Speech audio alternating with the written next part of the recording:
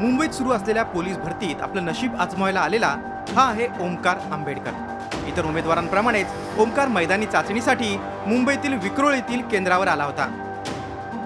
Police भरती असल्यामुळे साहजिकच पोलीस बंदोबस्तही असणार, त्यामुळे ओमकार आपली बॅग केंद्रावर ठेवून मैदानी चाचणीसाठी निघाला। पण चाचणी करून आल्यावर ओमकारची बॅग चोरीला गेलेली आढळली। त्यात त्याचा मोबाईल आणि पैसेही होते। आणि इथे सध्या पाण्याची वगैरे व्यवस्था नाही किंवा कुठल्याही प्रकारची बॅग वगैरे ठेवायची चोरी करण्यात आलेली आहे। इथे नाशिकवरून पोलीस भरतीसाठी आलेला संजय चौधरी सोबत देखील असाच काहीसा प्रकार घडला। ओमकार आणि संजय प्रमाणेच अनेक उमेदवारांना या भुरट्या चोरांच्या उच्छादाला सामोरं जावं लागलंय। साईडला बॅग ठेवायला लावल्या तर त्याच्यातल्या आमच्या काही चांगल्या वस्तू, किमती वस्तू होत्या, पैसे झालेत, मोबाईल वगैरे झालेत। पण ते काय पैसे तर माझे आता दुसऱ्यांदा आहे की पैसे माझे चोरीला जातात।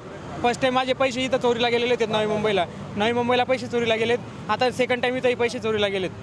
त्यामुळे आता आम्ही काय आता 1600 मीटर पडताना आम्ही थोडी काही बॅगासोबत घेऊन पळणार आहे, ते साईडलाच ठेवावं लागतात। कमीत कमी बॅगांना यांनी सिक्युरिटी दिली पाहिजे की आम्ही बॅगाला सांभाळण्यासाठी। भुरट्या चोरांची मजल इतकी वाढली आहे की त्यांनी थेट पोलीस केंद्रात घुसून उमेदवारांच्या बॅगा आणि पाकिटं लंपास करण्याचा सपाटा लावलाय।